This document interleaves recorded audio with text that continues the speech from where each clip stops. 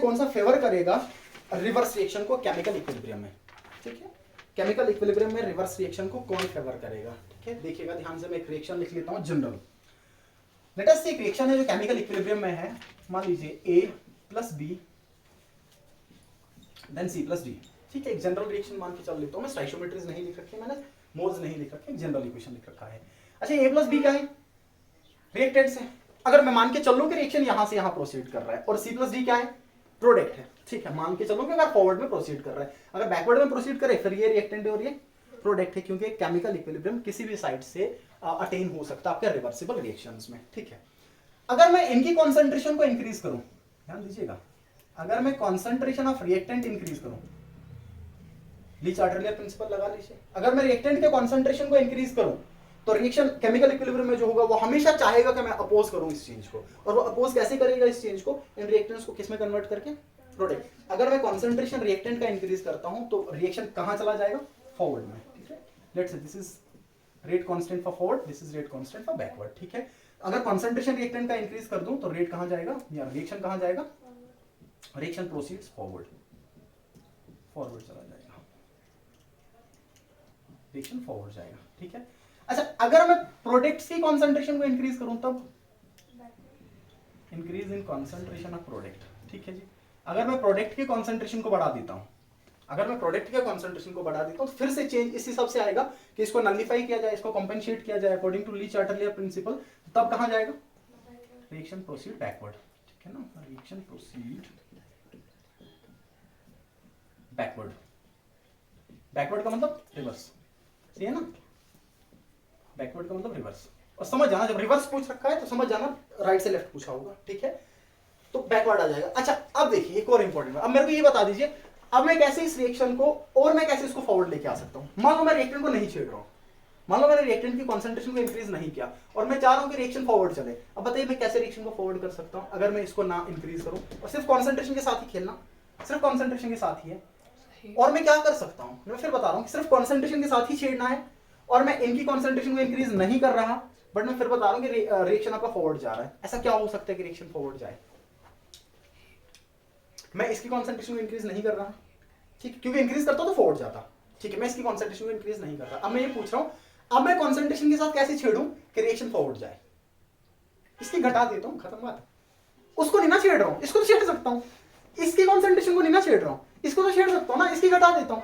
मतलब मान लीजिए आपके पास कोई गैस प्रोडक्ट बन रहा है, गैस को हटा देता हूं, जैसे इसकी कॉन्सेंट्रेशन को घटाओगे तो बताओ उसके कंपैरिजन में इसका फिर से फॉरवर्ड बचाएगा, फिर से फॉरवर्ड चला जाएगा। तो दूसरा फॉरवर्ड करने का तरीका क्या होगा, अगर इनकी कॉन्सेंट्रेशन को, कॉन्सेंट्रेशन ऑफ प्रोडक्ट्स अगर मैं डिक्रीज कर दूं, और डिक्रीज कैसे होगा, कोई गैसियस प्रोडक्ट बन रहा है, गैसियस प्रोडक्ट को हटा दीजिए तब भी रिएक्शन ऑलमोस्ट कंप्लीशन की तरफ चला जाता है, ठीक है। उस टाइम पे भी रिएक्शन क्या करेगा, रिएक्शन प्रोसीड फॉरवर्ड, उस टाइम पे भी रिएक्शन फॉरवर्ड में चला जाएगा, ठीक है। तो सवाल है, मैं उसी कॉन्सेप्ट पे लेके चल रहा हूं अभी तक, अदरवाइज ली-चार्टरलियर प्रिंसिपल में बहुत सारी चीजें पढ़ते हो, बहुत सारे फैक्टर्स पढ़ते हो, ठीक है। अच्छा, अब पढ़िए सवाल क्या था। सवाल आपके पास ये था कि रिवर्स कैसे जाएगा, ठीक है, समझना रिवर्स कैसे जाएगा।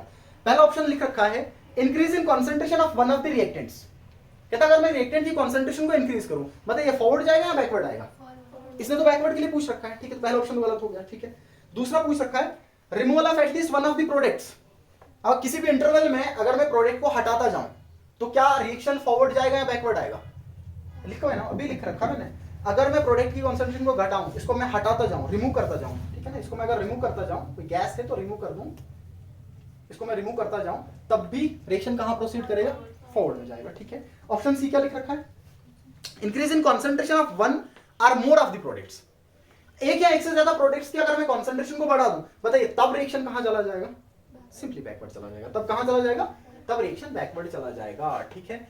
और फोर्थ लिख रखा है addition of catalyst, addition of, तो बताइए क्या कैटलिस्ट ऐड करने से रिएक्शन बैकवर्ड चला जाएगा, addition of, option C correct है इसका, ठीक है ना, ऑप्शन सी तो करेक्ट है। मैं ये वाला पॉइंट लिख लेता हूं, एडिशन ऑफ कैटलिस्ट। कैटलिस्ट सिर्फ क्या काम करेगा, कैटलिस्ट सिर्फ रिएक्शन के रेट को बढ़ाएगा, ठीक है ना, कैटलिस्ट सिर्फ ये काम करेगा कि रेट ऑफ रिएक्शन को इंक्रीज कर देगा, रेट ऑफ रिएक्शन को इंक्रीज करेगा।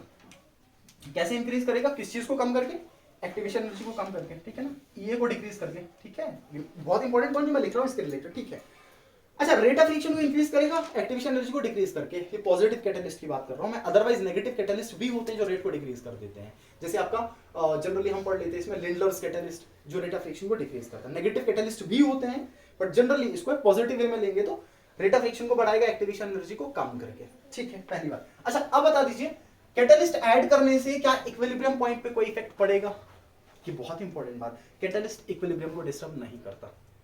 कैटलिस्ट ऐड करने से पहले और कैटलिस्ट ऐड करने के बाद जिस पॉइंट पे इक्विलिब्रियम आ रहा था उसी पॉइंट पे आएगा, ये इक्विलिब्रियम को डिस्टर्ब नहीं करेगा। ये बहुत इंपॉर्टेंट बात, does not effect, it does not effect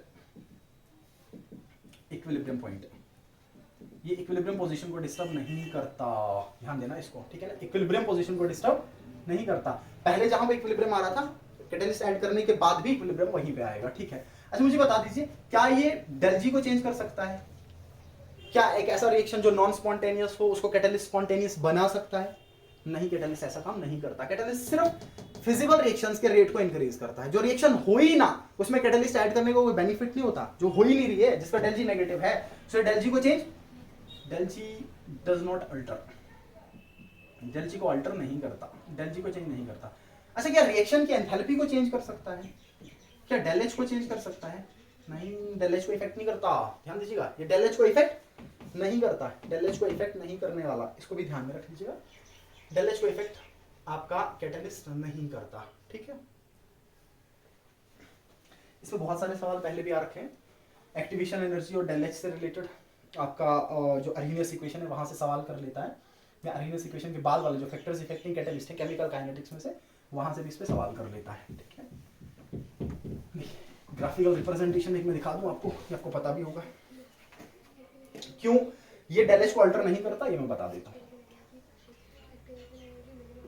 ठीक है।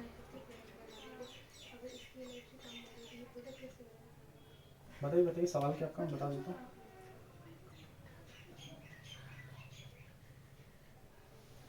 बताओ किसका सवाल है? सूरत का? सूरत बताओ क्या सवाल है? सर, हम कैटलिस्ट रेट ऑफ रिएक्शन को इंक्रीज करता है, एक्टिवेशन एनर्जी को डिक्रीज करता है। एक्टिवेशन एनर्जी प्रोडक्ट बनाने में काम आता है, बिल्कुल।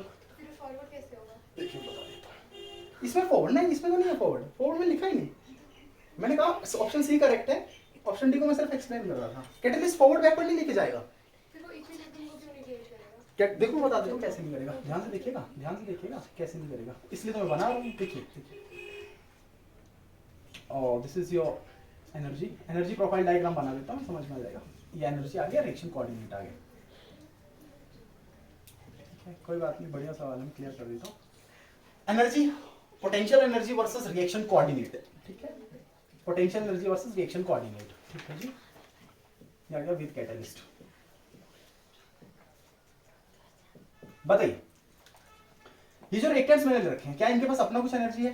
पहले से बिल्कुल है, इतना अमाउंट ऑफ एनर्जी तो इनके पास अपना भी है, ठीक है ना, इतना अमाउंट ऑफ एनर्जी इनके पास ऑलरेडी प्रेजेंट है। एवरेज एनर्जी, इसको मैं बोल देता हूँ एवरेज एनर्जी, एवरेज एनर्जी, ठीक है। अच्छा, इस हाई पॉइंट तक पहुंचने में, इस सेटल पॉइंट तक पहुंचने में, इस हाई एनर्जी पॉइंट तक पहुंचने में जितना एनर्जी इसको और लगेगा, इसके बाद जो है उसके अलावा जितना और लगेगा, इसको मैं क्या बोल दूंगा? Activation energy. और इन दोनों का सम थ्रेशोल्ड, जो टोटल लगेगा वो थ्रेशोल्ड, ठीक है ना, यहां से लेके यहां तक जो टोटल लगेगा, देखो यहां से लेके यहां तक जो टोटल लगेगा दैट इज थ्रेशोल्ड, ऐसे लिख लेता हूं मैं, ये ठीक, थ्रेशोल्ड एनर्जी, ठीक है ना, वो थ्रेशोल्ड एनर्जी या एक्टिवेशन एनर्जी। अच्छा, जब मैंने कैटलिस्ट लगा लिया, इसको मैं राइट हैंड से लिख देता हूं, जब मैंने कैटलिस्ट लगा लिया तो आप देखेंगे ये जो ये है ये क्या हो जाएगा, कंप्लीट अल्टरनेट पाथ प्रोवाइड करता है रिएक्शन में। जब मैंने कैटलिस्ट लगाया विद कैटलिस्ट से ये कम हो गया, विदाउट कैटलिस्ट ये बहुत ज्यादा था, आपको बहुत सारा गैप क्रॉस करना पड़ रहा था, बहुत सारी एनर्जी गेन करनी पड़ रही थी, तब जाके प्रोडक्ट का फॉर्मेशन होता। ये रिएक्टेंट है और ये प्रोडक्ट है, ठीक है। अब सुनना ध्यान से, मुझे ये बता दो यहां से लेके यहां तक ये प्रोडक्ट्स का एवरेज एनर्जी, ये प्रोडक्ट का एवरेज एनर्जी, और रिएक्शन में रिवर्सिबल मान के चल रहा हूँ, इक्विलिब्रियम में लेके चल रहा हूँ मैं, ये आ गया प्रोडक्ट का एवरेज एनर्जी। अच्छा, प्रोडक्ट का एक्टिवेशन एनर्जी कितना होगा सर? यहां से लेके यहां तक, अगर कैटलिस्ट की बात करूं और कैटलिस्ट की बात ना करूं तो यहां से लेके यहां तक, सही है। अच्छा, रिएक्टेंट और प्रोडक्ट के बीच का एनर्जी डिफरेंस आपको देखने को मिलेगा। क्या रिएक्टेंट और प्रोडक्ट दोनों सेम एनर्जीज पे हैं? नहीं, दोनों का एनर्जी डिफरेंस है, और इन दोनों के एनर्जी डिफरेंस को मैं क्या बोल दूंगा? Del H. इसको मैं क्या बोल दूंगा? ये पॉइंट क्लियर कर रहा हूं मैं पहले, ठीक है, इसको मैं क्या बोल दूंगा? Del H. रिएक्टेंट और प्रोडक्ट के बीच का कितना एनर्जी गैप है, that is known as del H, that is known as del H, इसको मैं डेल एच बोल दूंगा। अब जब आपने कैटलिस्ट लगाया और जब कैटलिस्ट नहीं लगाया, देखिए मैंने कैटलिस्ट यूज किया और कैटलिस्ट यूज नहीं किया, मुझे बताइए क्या डेल एच पे कोई इफेक्ट पड़ा? डेल एच तो उतना ही है, जितना पहले डेल एच था उतना ही बाद में भी डेल एच लिखने को मिलेगा। सो डेल एच कोई अल्टर नहीं करता। और अगर आप डेल एच को कैलकुलेट कर, इस पे सवाल आ रखे हैं पहले भी, फिर बता रहा हूँ, इस पे सवाल आए हैं पहले भी, ठीक है ना, कंटिन्यूटी में सवाल आ रहे हैं इस पे। डेल एच किसके बराबर हो जाएगा अगर आप डेल एच को कैलकुलेट करना चाहो? Enthalpy of product minus enthalpy of, ठीक है, that is del H product या एनर्जी ऑफ प्रोडक्ट, जैसा भी आप निकालना चाहो, माइनस एनर्जी ऑफ रिएक्टेंट, चाहो तो इस फॉर्म में भी लिख सकते हो, energy of product minus energy of reactant, ठीक है। अच्छा अगर ये नेगेटिव आया तो, ये नेगेटिव आया तो रिएक्शन, अगर ये नेगेटिव आया तो रिएक्शन कौन से टाइप का, एक्सो या एंडो? नेगेटिव का मतलब लूज कर रहा है, कम हो रहा है ना, कम कर रहा है, कम होने का मतलब लूज कर रहा है, एक्सो आ जाएगा। और अगर डेल एच कितना आ जाएगा तो रिएक्शन कैसा हो जाएगा? ये दे रखा होता है सवाल में, ये चीज दे रखी होती है सवाल में, आपको पहचानना होता है, ठीक है। इसी डेल एच को कैलकुलेट कर सकते हैं इस फॉर्मूला से भी। अगर मैं एक्टिवेशन एनर्जी को कंसीडर करके डेल एच को कैलकुलेट करना चाहूं, फिर ये बराबर हो जाता है activation of forward minus activation of, याद रखना, अगर एनर्जी के टर्म्स में कैलकुलेट करो then energy of product minus energy of, और अगर एक्टिवेशन एनर्जी के टर्म्स में कैलकुलेट कर लो then activation energy for forward minus activation energy for, दो साइन दोनों का सेम ही आ जाएगा, दोनों का साइन सेम आ जाएगा, इसमें दिक्कत नहीं है, ठीक है, ये आ जाएगा आपका ये। अच्छा अब इसके बाद सूरत क्या सवाल था, मुझे बोल गया, अब दोबारा सवाल पूछो। जो कंसंट्रेशन एक्टिव जो कैटलिस्ट होता है ना, वो ठीक। मतलब रिएक्शन को डिक्रीज करता है, लेकिन ठीक। एक्टिवेशन इंक्रीज करता है, एक्टिवेशन एनर्जी को डिक्रीज करता ठीक है। तो अगर एक्टिवेशन एनर्जी प्रोडक्ट बनाने में यूज ठीक है। होता है, फिर वो इक्विलिब्रियम को क्यों नहीं अफेक्ट करता? देखो अब दोनों चीजें अलग है ना, ध्यान से सुनना मेरी बात, ठीक है, मैं बता देता हूँ आपको क्या पॉइंट है, ठीक, ध्यान सुनो। मैं यहाँ से स्टार्ट कर रहा था, मैं लीनियरली समझा दूँ, ग्राफिकली नहीं समझ में आएगा, ठीक है। ये रिएक्टेंट था, ठीक है, और ये आपका प्रोडक्ट बन रहा था, ठीक है। मान के चल लीजिए इक्विलिब्रियम पॉइंट यहाँ पे आ रहा था। अब इक्विलिब्रियम का मतलब आपका एक ऐसा स्टेट आएगा, या बीच में कहीं किसी भी इंटरवल में आ सकता है, एक ऐसा स्टेट आपको देखने को मिलेगा जिस स्टेट में आपके जो क्वांटिटीज होती है, जो मेजरेबल क्वांटिटीज होती है, जो माइक्रोस्कोपिक क्वांटिटीज हो जाती है, वो कांस्टेंट हो जाती है, ठीक है। तो मान लीजिए पॉइंट आ गया आपका इक्विलिब्रियम पॉइंट। अच्छा अब सुनना ध्यान से, इसमें कंफ्यूजन होना, सुनना ध्यान से। मान के चलो ये पॉइंट आपका 10 मिनट में आ रहा था, मतलब आपका रिएक्शन इक्विलिब्रियम अटेन कर रहा था 10 मिनट में, कितने में? 10 मिनट में अटेन कर रहा था, ठीक है। अब आपने क्या किया, आपने लगा लिया कैटलिस्ट, क्या लगा लिया? कैटलिस्ट, ठीक है। अब कैटलिस्ट रिएक्शन जैसे चल रहा था वैसे ही चलेगा, ठीक है। रिएक्टेंट से प्रोडक्ट बनेगा। अब रिएक्टेंट से प्रोडक्ट, मान के चलो इक्विलिब्रियम 10 मिनट में आ रहा था और रिएक्टेंट से प्रोडक्ट का फॉर्मेशन लेट्स से 15 मिनट में, दो आपके रिवर्सिबल रिएक्शन तो कंप्लीट होते नहीं है, बट मान के चलो ऑलमोस्ट कंप्लीशन में जब मैं इसको हटाता जाऊं, जब आपने कैटलिस्ट लगाया, कैटलिस्ट क्या करेगा, इक्विलिब्रियम जिस पॉइंट पे आ रहा था उसी पॉइंट पे आएगा, बस ये जब 10 मिनट में आ रहा था कैटलिस्ट लगाने के बाद 5 मिनट में आ जाएगा। ध्यान देना, कैटलिस्ट सिर्फ फास्ट करेगा, इक्विलिब्रियम जिस पॉइंट पे पहले आ रहा था उसी पॉइंट पे बाद में भी आएगा, जिस कॉन्सेंट्रेशंस पे इक्विलिब्रियम पॉइंट आ रहा था। इक्विलिब्रियम बेसिकली किसके बराबर हो जाता है? इक्विलिब्रियम कांस्टेंट अगर आप निकालो ना, इक्विलिब्रियम कांस्टेंट बराबर हो जाता है concentration of product upon concentration of, ये थोड़ी ना बदलेंगे, इक्विलिब्रियम पॉइंट नहीं बदलेगा, इक्विलिब्रियम कांस्टेंट नहीं बदलेगा, तो कंसंट्रेशन ऑफ प्रोडक्ट भी उतना ही है, रिएक्टेंट भी उतना है, बस रिएक्शन फास्ट हो रहा है। ये है कि जल्दी जल्दी पहुंचोगे, जल्दी जल्दी रिएक्शन हो जाएगा, बस ये चेंज नहीं करेंगे। अगर ये चेंज नहीं करेंगे तो इक्विलिब्रियम कांस्टेंट नहीं चेंज करेगा, इक्विलिब्रियम पॉइंट को शिफ्ट करने को तो सवाल ही पैदा नहीं होता, सिर्फ रिएक्शन को क्या कर देगा, अल्टर कर देगा, फास्ट कर देगा, अगर पॉजिटिव कैटलिस्ट आपके पास है, ठीक है। बताइए क्लियर है? यहाँ तक मिटा दूं इसको मैं, ये ध्यान रखना, मैं फिर बता रहा हूँ, इसमें कंटिन्यू 2-3 समय से सवाल आ रहे हैं। क्या हुआ? ओके, तो कॉल आ रहा है, उठा, इसमें बंद कर दूं, ये रुके खुद